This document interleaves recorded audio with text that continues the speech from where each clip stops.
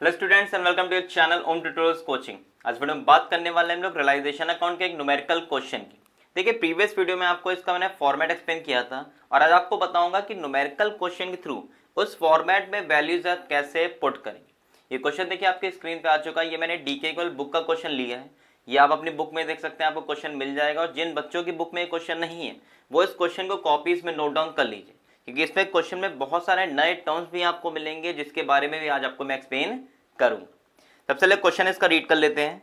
इसमें बोला जा रहा है एक्स वाई जेड व partners in a firm sharing profit and losses in the ratio 3:2:1। ये इनका रेशियो दिया है। Following was the balance sheet at the date of dissolution. तो नीचे देखिए आपको लायबिलिटी में कुछ टर्म्स गिवन है और एसेट्स में कुछ टर्म्स गिवन है। फिर नीचे मेंशन है फॉलोइंग ट्रांजैक्शंस टुक प्लेस। ये आपको एडजस्टमेंट गिवन है। X took over the investment, Y took over the debtors, stock is sold for this much and expense of realisation this much. तो ये सारी वैल्यूज आपको गिवन है। अब देखिए आप यहाँ पे रियलाइजेशन अकाउंट को प्रिपेयर करेंगे कैसे। तो सबसे पहले याद रखिएगा, जब आप इस टाइप का कोई क्वेश्चन में रियलाइजेशन अकाउंट को प्रिपेयर कर रहे हैं तो पहले आपको एडजस्टमेंट देखने की जरूरत नहीं है। जैसे आपको मैंने फॉर्मेट में बताया था वैल्यूज पुट करना, सेम उसी तरीके से आप यहाँ पे step by step realisation account prepare करेंगे। तो जिन बच्चों ने मेरी प्रीवियस वीडियो नहीं देखी है पहले उस वीडियो को जाके देख लीजिए।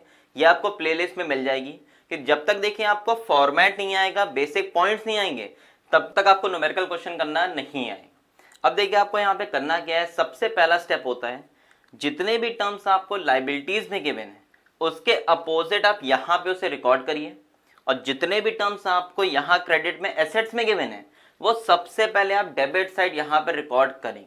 बस कुछ टर्म्स यहाँ पे नहीं आते हैं, उसकी लिस्ट आपको मैंने प्रीवियस वीडियो में बताई थी और आज भी उसको आपको साइड बाय साइड एक्सप्लेन करते चलूंगा। सबसे पहला टर्म देखिए आपको लायबिलिटी में गिवन है क्रेडिटर्स। वो लायबिलिटी में गिवन है, लायबिलिटी मतलब इस साइड। तो अब यहाँ पे आप कहाँ रिकॉर्ड करेंगे उसे, जस्ट अपोजिट साइड। तो जितनी भी लायबिलिटीज आपको बैलेंस शीट में गिवन होगी उससे आप अपोजिट साइड क्रेडिट में रिकॉर्ड करते चलिए बिना कोई एडजस्टमेंट देखे। तो वैल्यू गिवन है 18,500, उसको यहाँ पे लिख देते हैं। फिर देखिए गिवन है यहाँ पे मिसेज एक्स लोन। ये आपको देखिए प्रीवियस वीडियो में आपको बताया था कि जो भी यहाँ पे पार्टनर होता है उसका लोन यहाँ पे नहीं आएगा, उसके लिए आपको सेपरेट लोन अकाउंट बनाना पड़ेगा। और जो यहाँ पे पार्टनर नहीं होता है उसका लोन का ट्रीटमेंट आप यहीं पे करेंगे। तो यहाँ देखिए स्टार्टिंग में गिवन है एक्स वाई जेड पार्टनर है। तो यहाँ पे जो मिसेज एक्स लोन है वो पार्टनर का लोन नहीं है, उसकी वाइफ का लोन है। तो उसको आप यहाँ पे रिकॉर्ड करेंगे। तो यहाँ आप लिख देंगे बाय, और इसकी वैल्यू गिवन है आपको 5,000। फिर देखिए नेक्स्ट गिवन है एक्स लोन। तो एक्स देखिए एक पार्टनर है, उसका ट्रीटमेंट आप यहां पे नहीं करेंगे, उसके लिए आपको सेपरेट में एक्स का लोन बनाना पड़ेगा। नेक्स्ट गिवन है वर्क्स एंड कंपनसेशन रिजर्व। अब देखिए वर्क्स एंड कंपनसेशन रिजर्व आपने एडमिशन ऑफ अ पार्टनर में और रिटायरमेंट में पढ़ा हुआ है। इसमें होता क्या है कि ये आपका रिवैल्यूएशन अकाउंट में देखिए तब रिकॉर्ड होता था जब इससे रिलेटेड कुछ क्लेम होता था। सेम ट्रीटमेंट आपका यहाँ पे भी है। अगर वर्क्समैन कंपनसेशन रिजर्व से रिलेटेड कोई एडजस्टमेंट है कि यहाँ पे कुछ क्लेम हो रहा है, सिर्फ उस कंडीशन में ये यहाँ पे रिकॉर्ड होगा, वरना ये आपका पार्टनर्स कैपिटल अकाउंट में रिकॉर्ड होगा। तो एक बार देख लीजिए क्या इससे रिलेटेड कोई भी एडजस्टमेंट है। तो आप देखेंगे एक्स टुक ओवर इन्वेस्टमेंट है, वाई टुक ओवर डेटर्स है, स्टॉक प्लांट। तो इससे रिलेटेड देखें यहाँ पे कोई भी एडजस्टमेंट नहीं है। तो इसको अपनी बुक्स में लिख दीजिएगा कि ये टर्म आपका पार्टनर्स कैपिटल अकाउंट में ओल्ड रेशियो में ट्रांसफर होगा, ये आपका रियलाइजेशन अकाउंट में रिकॉर्ड नहीं होगा। नेक्स्ट टर्म गिवन है इन्वेस्टमेंट फ्लक्चुएशन फंड। अब देखिए इन्वेस्टमेंट फ्लक्चुएशन फंड के लिए आपको सबसे पहले एक चीज देखनी पड़ेगी, क्या एसेट साइड आपको इन्वेस्टमेंट की वैल्यू गिवन है। तो आप यहाँ पे देखेंगे कि एसेट में आपको इन्वेस्टमेंट की वैल्यू गिवन है, क्योंकि जब देखिए आपको एसेट्स में इन्वेस्टमेंट की वैल्यू नहीं गिवन होगी तो इन्वेस्टमेंट फ्लक्चुएशन फंड भी यहाँ पे रिकॉर्ड नहीं होगा, वह पार्टनर्स कैपिटल अकाउंट में क्रेडिट साइड ओल्ड रेशियो में ट्रांसफर हो जाएगा। तो इसको प्लीज अपनी कॉपीज में नोट डाउन कर लीजिएगा कि वर्क्समैन कंपनसेशन रिजर्व का या फंड का जब तक आपको एडजस्टमेंट में क्लेम नहीं गिवन है तब तक वो रियलाइजेशन अकाउंट में रिकॉर्ड नहीं होगा, क्योंकि जब तक क्लेम नहीं है तब तक उसका कोई भी ट्रीटमेंट यहाँ पे नहीं होगा। और इन्वेस्टमेंट फ्लक्चुएशन फंड तभी यहाँ पे रिकॉर्ड होगा जब आपको एसेट में इन्वेस्टमेंट की वैल्यू गिवन है। अगर एसेट में इन्वेस्टमेंट की वैल्यू नहीं गिवन है तो वो डायरेक्टली आपका पार्टनर्स कैपिटल अकाउंट में ट्रांसफर हो जाएगा, उसका देखिए रीजन ये होता है कि ये दोनों टर्म्स आपके थर्ड पार्टी लाइबिलिटी नहीं है, ये कंडीशनल आपकी एक लाइबिलिटी बनती है कि वर्क्समैन का ट्रीटमेंट तब होगा जब किसी पार्टनर की तबियत खराब है, डेथ हो जाती है, कोई मेडिकल ट्रीटमेंट कराना है, वहां पे उस पैसे की जरूरत होती है। और इन्वेस्टमेंट फ्लक्चुएशन फंड का यूज तब होता है जब आपके इन्वेस्टमेंट की वैल्यू कम हो रही है, तो इस लॉस को कवर करने के लिए इस फंड का ट्रीटमेंट होता है। तो ये कोई क्रेडिटर्स नहीं है कि आपको पे करना ही करना है, क्योंकि ये थर्ड पार्टी लाइबिलिटी नहीं होती है। तो इन दोनों पॉइंट्स को प्लीज अपनी कॉपीज में नोट डाउन कर लीजिएगा। फिर देखिए नेक्स्ट टर्म आपका क्या है, इन्वेस्टमेंट फ्लक्चुएशन फंड का आपको एसेट में इन्वेस्टमेंट दिया है, तो इसको भी आप यहाँ क्रेडिट में रिकॉर्ड करेंगे बाय इन्वेस्टमेंट फ्लक्चुएशन फंड करके। इसकी वैल्यू गिवन है आपको 7500। फिर देखिए आपको कैपिटल XYZ गिवन है, वो यहाँ पे नहीं आएगा, वो आपके पार्टनर्स कैपिटल अकाउंट में रिकॉर्ड होगा। अब आ जाइए एसेट्स पे। एसेट्स में सबसे पहला टर्म गिवन है आपको बैंक बैलेंस, वो भी आपका यहाँ पे नहीं आता। ये सारी चीजें आपको मैंने फॉर्मेट में बताई थी। उसका देखिए रीजन है कि अभी आपको इसके बाद में partners loan account, partners capital account और लास्ट में कैश या बैंक अकाउंट बनाना है। तो कुछ टर्म्स आपके यहाँ पे ना आके डायरेक्टली पार्टनर्स कैपिटल अकाउंट में, पार्टनर्स लोन अकाउंट में और कैश या बैंक बैलेंस में रिकॉर्ड होते हैं। उसके नीचे देखिए आपको डेटर्स गिवन है। अब इसको ध्यान से देखिएगा, डेटर्स में वैल्यू गिवन है आपको 15,000 और उसमें से लेस प्रोविजन करके गिवन है 1,000। तो आपका देखिए जो डेटर्स है वो तो एसेट है, उससे आप डेबिट में रिकॉर्ड करेंगे टू डेटर्स, वैल्यू आ जाएगी 15,000 और उसके नीचे माइनस करके जो प्रोविजन गिवन है वो प्रोविजन एक लाइबिलिटी होती है। कुछ क्वेश्चंस में आप देखेंगे वो लाइबिलिटीज में गिवन होगा और कुछ क्वेश्चन में एसेट में वो माइनस करके गिवन होगा। तो जो ये प्रोविजन है ये आपका यहाँ राइट में रिकॉर्ड हो जाएगा बाय प्रोविजन करके, बाय प्रोविजन ऑन डेटर्स करके भी आप लिख सकते हैं और इसकी वैल्यू आ जाएगी 1000। फिर देखिए आपका स्टॉक, ज्यादातर जो आपके एसेट होते हैं उसमें कैश या बैंक बैलेंस को छोड़ के बाकी ज्यादातर एसेट्स यहां पे रिकॉर्ड होते हैं। तो स्टॉक की वैल्यू गिवन है 80,000। नेक्स्ट देखिए इन्वेस्टमेंट है, उसको भी यहां पे लिख दीजिए, इसकी वैल्यू गिवन है आपको 20,000। फिर देखिए प्लांट, ये भी लिख दीजिए यहां पे, ये आ जाएगा आपका 75,000। और नेक्स्ट देखेंगे गुडविल, ये भी आपका यहां पे रिकॉर्ड होगा, ये आ जाएगा 35,000। गुडविल अगर कुछ बच्चों को याद हो तो गुडविल आपका एडमिशन के केस में रिवैल्यूएशन अकाउंट में कभी नहीं आता था, वो पार्टनर्स कैपिटल अकाउंट में ट्रांसफर होता था। मगर यहां पे जब देखिए आपकी फर्म क्या हो रही, बंद हो रही है, तो गुडविल या रेपुटेशन भी आपकी क्या होगी, बहुत कम हो जाएगी। तो इसलिए इसकी वैल्यू भी आपकी क्या होती है, यहाँ पे कैलकुलेट होती है। अब आपने बैलेंस शीट के जितने भी टर्म्स हैं, लाइबिलिटी सब यहां रिकॉर्ड कर दी और एसेट सब यहां पे रिकॉर्ड कर दिए। ये लाइबिलिटी और एसेट्स वो हैं जो अब आपके क्या होंगे, रियलाइज्ड होंगे या लाइबिलिटीज का पेमेंट होगा। उसके लिए हमें देखना पड़ेगा एडजस्टमेंट। अब एडजस्टमेंट ध्यान से देखिए, पहला एडजस्टमेंट गिवन है X took over the investment at 25% more than the book value. तो एक्स एक पार्टनर है जो क्या कर रहा है, इन्वेस्टमेंट की जितनी भी वैल्यू गिवन है उसको 25% ऊपर ले जा रहा है। पहले देखिए इन्वेस्टमेंट यहां लिखा है, तो इसके जस्ट अपोजिट आप रिकॉर्ड कर देंगे बाय एक्स कैपिटल अकाउंट करके, ब्रैकेट में अपने लिए इन्वेस्टमेंट लिख दीजिएगा। वैल्यू आपको रफ में कैलकुलेट करनी होगी। तो यहां देखिए इन्वेस्टमेंट की वैल्यू गिवन है आपको 20,000, तो यहां पे लिख देते हैं और इस 20,000 में आपको 25% क्या करना है, ऐड करना है। तो ये मैं कैलकुलेटर पे कैलकुलेट कर लेता हूं। तो जो भी आपका 20,000 है इसका 25%, ये देखिए वैल्यू आ रही है 5,000। तो आप क्या करेंगे, 20,000 में 5,000 को ऐड कर देंगे। तो जो पार्टनर है वो इन्वेस्टमेंट कितने में ले जा रहा है, 25,000 में। तो बाय एक्स कैपिटल करके लिखेंगे और यहां पे आ जाएगा आपका 25,000। ये देखा आपको मैंने प्रीवियस वीडियो में बताया था कि जितने भी एसेट्स होते हैं इसको बेच के फर्म के पास पैसा आता है। अगर यहां पे सिर्फ ये लिखा होता है कि इन्वेस्टमेंट आप 25% मोर पे बेच रहे हैं, तो यहां पे आप लिखते हैं बाय बैंक करके। अगर किसी पार्टनर का नाम नहीं गिवन है तो आप देखिए बैलेंस शीट में क्या गिवन है आपको, कैश या बैंक। यहां देखेंगे बैंक बैलेंस गिवन है, तो यहां लास्ट में आपको बैंक का लेजर प्रिपेयर करना होगा। तो अगर पार्टनर का नाम आपको यहां एडजस्टमेंट में ना गिवन होता तो आप बाय बैंक करके इन्वेस्टमेंट में लिखते 25,000। मगर यहां देखेंगे आपको बोला जा रहा है कि एक पार्टनर है जो इन्वेस्टमेंट का ट्रीटमेंट कर रहे हैं, इसलिए यहां पे हमने पार्टनर का नाम लिखा है। तो कुछ भी मेंशन नहीं होगा तो कैश या बैंक से रिकॉर्ड होता है, और जब किसी पार्टनर का नाम मेंशन है तो आप उसके नाम से उसका ट्रीटमेंट करेंगे। और यहां पे याद रखिएगा कभी भी डिफरेंस नहीं आता है। बहुत बच्चे रिवोल्यूशन अकाउंट में और इस लेजर में कंफ्यूज होते हैं कि यहां लिखा है कि 25% वैल्यू बढ़ रही है, तो जो डिफरेंस आपका ये 5000 है, कुछ बच्चे क्या करेंगे 5000 रिकॉर्ड कर देंगे। रिवोल्यूशन में तो हम लोग डिफरेंस रिकॉर्ड करते थे, मगर रियलाइजेशन अकाउंट में जो एक्चुअल वैल्यू है, जो आपको बेच के पैसा मिल रहा है, वो टोटल अमाउंट आप यहां पे रिकॉर्ड करते हैं। फिर देखिए नेक्स्ट मेंशन है Y took over debtors amounting to 5000 at 4000। ये बहुत अच्छा पॉइंट है। वाई एक पार्टनर है जो डेटर्स क्या कर रहा है 5000 के हैं, उसको 4000 में ले जा रहा है। वो सारे डेटर्स नहीं ले जा रहा है, डेटर्स की वैल्यू क्वेश्चन में गिवन है आपको 15000, मगर वाई क्या कह रहा है कि भैया मैं उसमें से 5000 के डेटर्स ले जाऊंगा, मगर बदले में मैं सिर्फ 4000 रुपए दूंगा। तो यहां पे फर्म को 5000 नहीं मिल रहा है, फर्म के पास से डेटर्स तो 5000 के जा रहे हैं, मगर इनको रिसीव कितना हो रहा है 4000।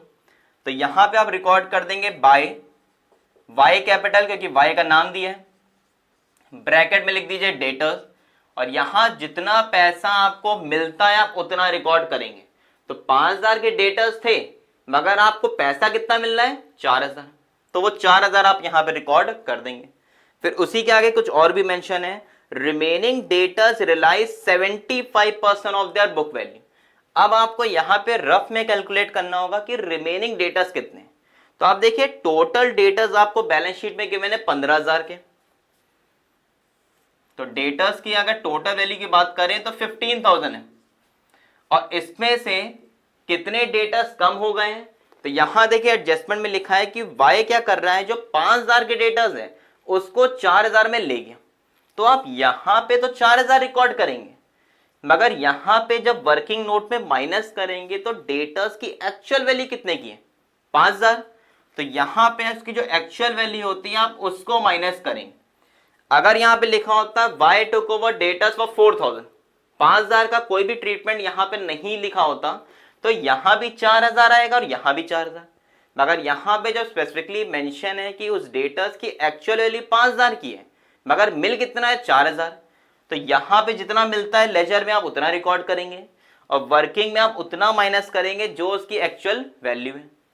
अब 15 में से 5 माइनस करेंगे कितना आ जाएगा 10000, और क्या लिखा है कि उसको 75% पे रियलाइज कर रहे हैं, तो मींस 10000 का 75% आप निकाल लीजिए, तो ये आपका आ जाएगा 7500। तो 10000 के डेटास को कितने में बेचा जा रहा है 7500 में। और यहां पे आप देखेंगे रिमेनिंग के पहले फुल स्टॉप है, मतलब वो एक वाई वाला जो पॉइंट है वो खत्म हो गया। अब रिमेनिंग के लिए कुछ भी क्वेश्चन में नहीं गिवन है, तो यहां पे आप ट्रीटमेंट किससे करेंगे बाय बैंक से। यहां लिखिए बाय बैंक, डेटर्स लिखेंगे और यहां पे आपका आ जाएगा 7500।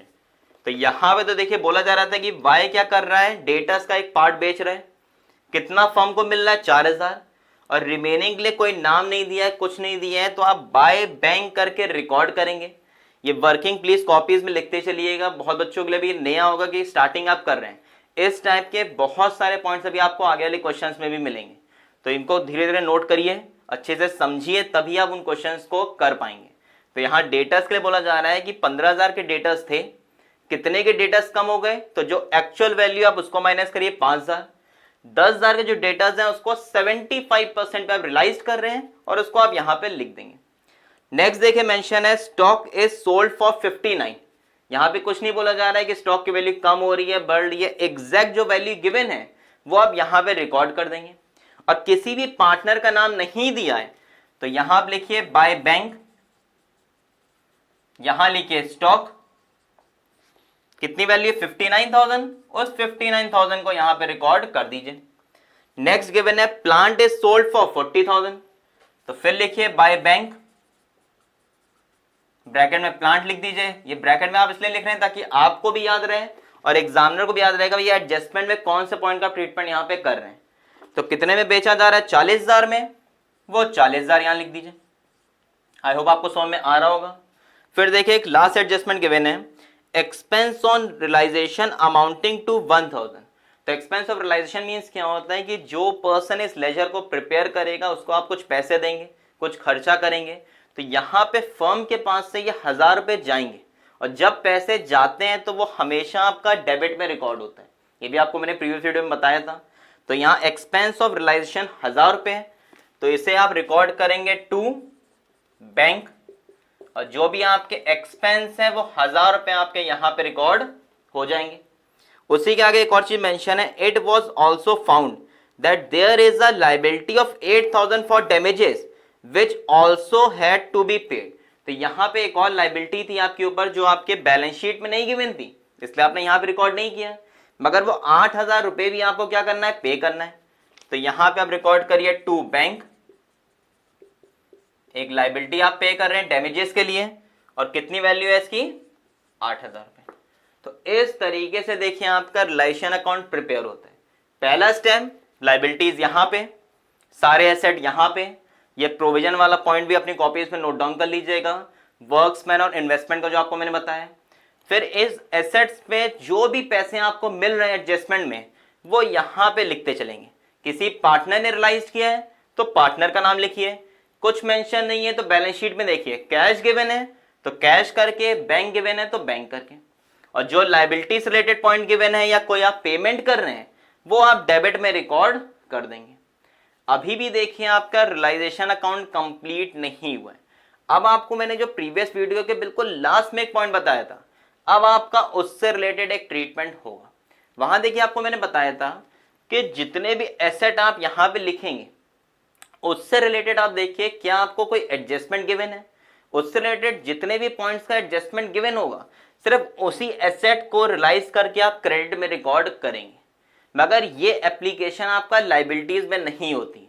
आप देखेंगे पहली लायबिलिटी आपने बाय क्रेडिटर्स करके 18500 लिखी है, आपका यहाँ पे कोई भी एडजस्टमेंट क्वेश्चन में नहीं गिवन है कि क्रेडिटर्स को आप पेमेंट कर रहे हैं। मगर याद रखिएगा क्रेडिटर्स आपकी एक थर्ड पार्टी लायबिलिटी है जो आपको पेमेंट करना ही करना है। अगर उससे रिलेटेड कोई एडजस्टमेंट नहीं गिवन है तो ये 18500 पूरी वैल्यू यहाँ पे क्या होगी, डेबिट में रिकॉर्ड होगी। तो यहाँ डेबिट में आप रिकॉर्ड करेंगे टू बैंक, ब्रैकेट में लिखेंगे क्रेडिटर्स, और जो एक्चुअल वैल्यू 18500 है पूरी वैल्यू यहाँ पे रिकॉर्ड होगी। ये कहीं आपको बुक्स में नहीं मिलेगा। आपको मैंने 4 लायबिलिटी के बारे में बताया था, अगर उन 4 लायबिलिटी से रिलेटेड कोई भी एडजस्टमेंट नहीं होगा तो उसकी एक्चुअल वैल्यू को आप डेबिट में रिकॉर्ड करेंगे। एसेट में ऐसा नहीं होता है। एसेट में जब तक आपको ये मेंशन नहीं है कि वो रियलाइज्ड हो रहे हैं तब तक वो क्रेडिट में रिकॉर्ड नहीं होंगे। मगर 4 लायबिलिटीज, पहली आपकी है क्रेडिटर्स, दूसरा होता है बिल्स पेबल, तीसरा होता है मिसेज लोन या जो पार्टनर नहीं है, जो भी आपने यहाँ लोन लिखा है उसको रिकॉर्ड करेंगे, और चौथा पॉइंट होता है प्रोविडेंट फंड। तो यहाँ क्रेडिटर्स आपने लिख दिया, मिसेज लोन गिवन है उसका ट्रीटमेंट भी आप करेंगे टू बैंक, ब्रैकेट में लिखिए मिसेज लोन करके, और 5000 रुपए यहां पे आ जाएगा। फिर आप देखिए आपका इन्वेस्टमेंट फ्लक्चुएशन फंड है वो यहां पे रिकॉर्ड नहीं होगा, प्रोविजन ऑन डेटाज है वो भी यहां पे नहीं आएगा क्योंकि ये आपकी थर्ड पार्टी लायबिलिटी नहीं है। ये किसी ना किसी एसेट पे आपने कोई फंड बनाया है और जब उसमें लॉस होगा तब आप यूज करेंगे। मगर यहाँ पे अगर बिल्स पेबल गिवन होता तो वो भी डेबिट में आता, और प्रोविडेंट फंड गिवन होता तो उसको भी आप कहाँ रिकॉर्ड करते हैं, डेबिट में। अब आप देखेंगे आपने पूरा रिलेशन अकाउंट कंप्लीट कर लिया है। अब आपको बस लास्ट में क्या करना है, दोनों साइड की सेपरेट टोटलिंग करनी है। डेबिट साइड की टोटलिंग करनी है और क्रेडिट साइड की, जैसे आप रिवैल्यूएशन में करते थे। ये लास्ट है बिल्कुल सेम वैसे ही है। आप दोनों साइड की अलग अलग टोटलिंग करिए, फिर जिस साइड बैलेंस कम आएगा, अगर डेबिट में कम आ रहा है तो प्रॉफिट करके पार्टनर्स में बांट देंगे, और अगर क्रेडिट में कम आ रहा है तो लॉस करके पार्टनर्स में बांट देंगे। तो पहले मैं डेबिट साइड की टोटलिंग कर लेता हूं। यहां देखिए आपका पहले आएगा 15000, उसमें 80,000 ऐड कर दीजिए, फिर 20,000, फिर आपका आएगा 75,000, फिर 35,000, फिर आपका आ रहा है 1,000, फिर 8,000, फिर 18,500 और लास्ट में आ रहा है 5,000। तो डेबिट साइड की टोटलिंग आ रही है 2,57,500। यहां पे लिख देता हूं 2,57,500। अब क्रेडिट साइड की कर लीजिए, तो ये आ रहा है 18,500, 5,000, 7,500, 1,000 रुपये, 25,000, 4,000, फिर 7,500, 59,000, और लास्ट में आपका आ जाएगा 40,000। तो ये आ रहा है 167500। तो दोनों में से कौन सी टोटलिंग ज्यादा है? ये।